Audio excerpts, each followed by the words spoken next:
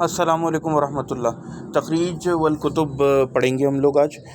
التخریج ہوا عزو الحدیث الی مصنف، یعنی کسی حدیث کو ایٹریبیوٹ کرنا۔ عزو عربی میں کہتے ہیں ایٹریبیوٹ کرنے کو، کسی حدیث کو ایٹریبیوٹ کرنا اس کے مصنف کی طرف جس نے اس کو لکھا ہے یا اپنی کتاب میں لائے۔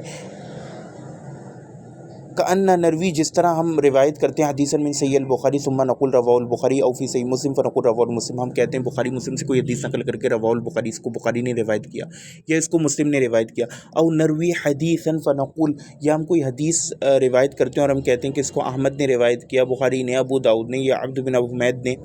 وقد یکون المراد، اور کبھی کبھار جب بھی مضارع کے ساتھ قد آئے نا تو یہ کبھی کبھار کا مفہوم دیتا ہے، اور کبھی کبھار مراد ہوتی ہے بالتخریج الکلام عن الحدیث، یعنی ہم اس کو تخریج کہتے ہیں، اور کبھی کبھار یعنی کہ کسی حدیث کا ریفرنس نکالنا کہ کس کتاب میں ہے، اور کبھی کبھار تخریج سے مراد اوور آل حدیث کی تحقیق اور تحکیم بھی ہوتی ہے۔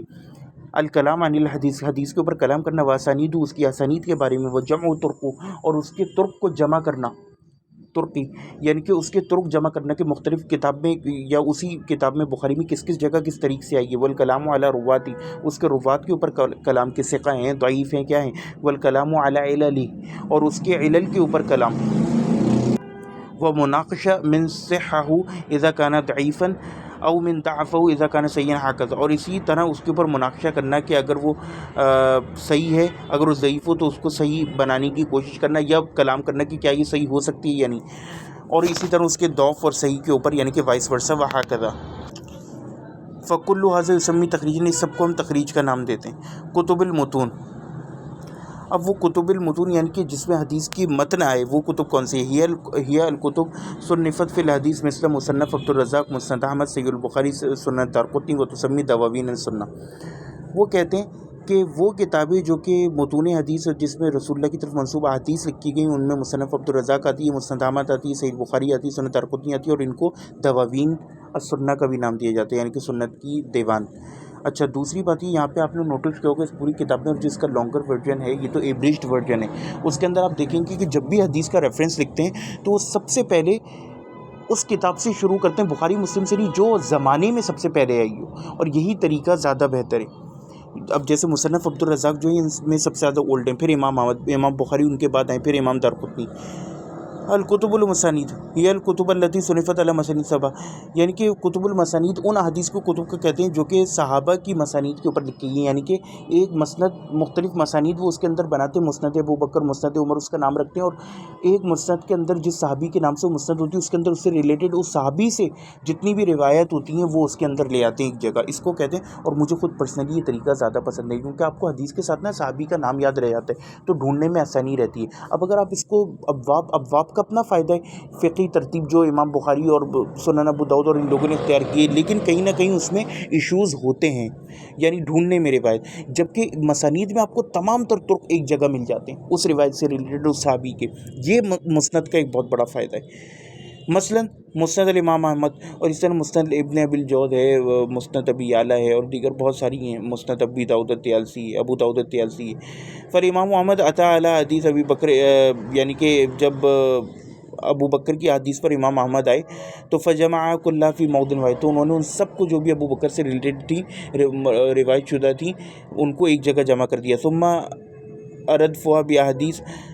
عمر، اس کے بعد انہوں نے یہی کام حضرت عمر کی حدیث کے ساتھ کیا، ثم بحدیث عثمان، ثم علی رضی اللہ عنہ، وہکذا الی آخر الکتاب۔ کلما مر بصحابی یذکر کل حدیث، جب بھی وہ کسی صحابی کے اوپر گزرتے تو اس کی تمام تر حدیث ایک جگہ جمع کرتے تھے۔ التی عنده فیدعها فی موضع واحد، تو وہ ان سب کو ایک جگہ رکھ دیتے، فیدعها فی موضع واحد، تو وہ ان سب کو ایک جگہ رکھ دیتے۔ فہذا یسمی مسند، اس کو مسند کا نام دیتے ہیں۔ الصحہ ہی الکتب التی تصنف فی الاحادیث الصحیحہ فقط، یہ وہ کتب ہیں جو صرف صحیح حدیث پر مشتمل ہیں، مثلا صحیح الحدیث صحیح البخاری، صحیح المسلم، صحیح ابن خزیمہ، صحیح ابن حبان، صحیح ابن علی ابن اسکن، حاضر کتب الصحیحہ فی الاصطلاح کما تقدمنا، کہ ان کو اصطلاحاً صحیح کہتے ہیں، ضروری نہیں کہ تمام تر صحیح ہوں، کیونکہ بخاری مسلم میں بھی کچھ ایشوز ہیں، اور ابن حبان اور باقیوں میں تو بہت زیادہ ہیں، ابن خزیمہ میں، البتہ بخاری مسلم پر امت کا پھر بھی کافی حد تک اتفاق ہے۔ اور ہم نے کتاب کی شروع میں پڑھا تھا، اور اس کے لانگر ورژن میں بھی آپ پڑھو گے کہ جتنی بھی مرفوع متصل روایت موطا میں وہ بھی صحیح ہیں، تو موطا کی اپنی ایک امپورٹنس ہے۔ کتب سنن ہی الکتب المصنفہ علی الابواب ابواب العلم، کہ جو ابواب کی ترتیب سے، کہ کتاب العلم پہلے آئے گا، پھر طہارت آئے گا، یا طہارت پہلے آئے گا، پھر نماز، پھر اذان، نماز، روزہ، حج، زکوٰۃ، اس طرح جتنی کتب مدون کی گئی ان کو کتب السنن کہتے ہیں۔ مثلا کتاب سنن نبی داؤد، فالامام منہم یرتب احادیث کتابی علی المواد یجمع فی کل موضع حدیث حتی یستوفیہ۔ وہ کہتے ہیں کہ انہوں نے موقع کے مناسبت سے، کہ اب اذان ہیں تو اذان سے تمام حدیث اس جگہ جمع کر دیں گے، تو یہ کام کیا ہے انہوں نے۔ فیجعل احادیث السنہ فی موضع و احادیث الایمان فی الموضع و احادیث الطہارہ و احادیث الصلاۃ و احادیث الزکوٰۃ الحج الصوم الحدیث الجنہ الحدیث الجہاد و احادیث النار وہکذا، یعنی کہ انہوں نے اس طرح تمام کو ان کے ابواب میں جمع کر دیا۔ مثل سنن نبی داؤد وهو اجل کتب سنن لا شک فی ذلک، وہ کہتے ہیں کہ سب سے بہترین ہے ان کتب میں سنن نبی داؤد، اور اس میں کوئی شک نہیں۔ وہ سنن ابن ماجہ، سنن ترمذی و سنن نسائی و هذه الکتب تسمى سنن الاربع، ان کو ہم سنن اربع کا نام بھی دیتے ہیں۔ اچھا یہ ستہ نام صحیح نہیں ہے، سنن اربع کہنا چاہیے، کتب ستہ کہنا چاہیے، ان کی 6 کتابیں، پھر اس میں سے سنن اربع یہ اور صحیحین المصنفات۔ اب وہ کہتے ہیں کہ مصنفات کیا ہے؟ الکتب التی یجمع فیہا مصنفوها بین الاحادیث المرفوعہ عن النبی والاحادیث الموقوفہ و بعض الاثار الصحابہ وعن التابعین وتکون مبوبہ علی ابواب العلم کذالک۔ وہ کہتے ہیں مصنفات وہ ہیں جس کے اندر ہم جو ہیں تبویب یعنی باب قائم کرتے ہیں، انہی طرح جس طرح سنن اربع نے کیا، یعنی کہ ابواب العلم کے مطابق، لیکن اس کے اندر وہ جمع کر دیتے ہیں مرفوع حدیث کے ساتھ موقوف حدیث بھی، صحابہ کے اثر بھی، تابعین اور تبع تابعین کے اثر بھی۔ اچھا اس میں آپ کو ایک اور بات بتاؤں کہ آپ موطا امام مالک لے لیں، اس کے اندر بھی اس طرح کی آپ کو کچھ صحابہ تابعین کے آثار مل جائیں گے، یا بلاغات مل جائیں گے۔ مصنف عبدالرزاق اور مصنف ابن ابی شیبہ جو کہ اولڈسٹ 2 کتابیں ہیں، بخاری، مسلم، امام احمد، ان سب سے پرانی ہیں، سب سے پہلی کتب جو احادیث میں لکھی گئی، اور ان کے اندر یہ سب، اس سے ہمیں یہ بھی پتہ چلتا ہے کہ جو ہمارے سب سے ارلی متقدمین تھے وہ دین کو کس طرح لیتے تھے، ان کے نزدیک صحابہ اور تابعین کے فتاویٰ کی کتنی اہمیت ہوتی تھی۔ ہم تو آج کل اہمیت ہی نہیں دیتے نا، اسپیشلی ہمارے پاکستان انڈیا کے اہل حدیث ایک بالکل ہی عجیب مذہب بنا کے رکھا ہوا ہے، داڑھی بڑھاؤ تو پیر تک چلے جائے، نہیں، وہ اس چیز کو امپورٹنس دیتے تھے کہ صحابہ اور تابعین نے کہاں تک رکھی ہے، ان کا کیا عمل ہے، انہوں نے کیا فہم لیا ہے۔ یہ منہج متقدمین میں بہت امپورٹنٹ ہے، ہم شاید اس کو ڈسکس بھی کرائیں، لانگر ورژن جو ہمارا ہے نا، اس کے اندر تو ہم نے اس کو بہت ڈیٹیل میں ڈسکس کیا ہے مسئلے کو، جو حدیث پروجیکٹ کے نام سے آپ کو ایک اور پلے لسٹ مل جائے گی۔ اچھا تو کہتے ہیں حال ہوا کا حال صحاح و سنن ولیکن فیہا زیادہ الاکثار من ذکر الموقوفات۔ وہ کہتے ہیں ان کا جو ہے نا صحاح اور سنن کی طرح حال ہے، لیکن اس کے اندر زیادتی ہے، یعنی ایک چیز زیادہ، اور وہ کیا ہے؟ کثرت سے موقوفات کا ذکر، والمقطوعات عن التابعین، اور تابعین کی مقطوعات، کا مصنف عبدالرزاق بن حمام الصنعانی و مصنف ابی بکر ابن ابی شیبہ الکوفی۔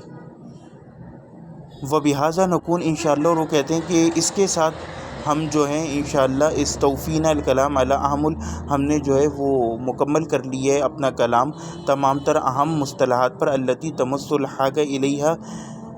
والتی ینبغی علی طالب علم معرفتها حتی یفہم الطالب وهو یقرأ ماذا یریدون بہذه المصطلحات، یعنی کہ طالب علم کو جتنی زیادہ جس چیز کی ضرورت ہے بنیادی طور پر ایک علم حدیث کے لیے، وہ ہم نے اس کے اندر جمع کر دی ہیں، اسی سے اس کو تمسک اختیار کرنا چاہیے۔ اما الاحکام فباذن اللہ تبارک و تعالی سنفرد لها الکلام بتوصیف فی مادۃ علوم الحدیث وفی سلسلۃ الحلقات فی شرح کتابنا منتقى الالفاظ بتقریب علوم مصطلحات علوم الحدیث الالفاظ۔ وہ کہتے ہیں جہاں تک تعلق ہے احکام کا اور ڈیٹیل کا، تو وہ ہم پھر مختلف اپنے اور دوسرے حلقات میں ہم اس کو ڈسکس کریں گے، اور ہم نے ہماری جو کتاب ہے منتقى الفاظ بتقریب علوم الحدیث الالفاظ، اس کے اندر ہم نے اس کو ذکر کیا۔ یہ ایک اور شیخ ابو حارث علی الحسنی کی ہے، اور بہت ڈیٹیلڈ اور اچھی کتاب ہے، لیکن ابھی اس کو پڑھنے کا ٹائم نہیں ملے۔ نسأل اللہ تبارک و تعالی ان یسیر ذلک، ہم اللہ تعالیٰ سے سوال کرتے ہیں کہ اللہ تعالیٰ اس کو ہمارے لیے آسان کر دے۔ وصلی اللہ وبارک علی امامنا وقدوتنا محمد صلی اللہ علیہ وسلم وعلی آلہ وصحبہ ومن تبعہم بإحسان الی یوم الدین، الشیخ المحدث ابو علی حارث بن علی الحسنی۔ والسلام علیکم ورحمۃ اللہ وبرکاتہ۔ یہ کتاب ہماری یہاں پر سماپت ہوتی ہے۔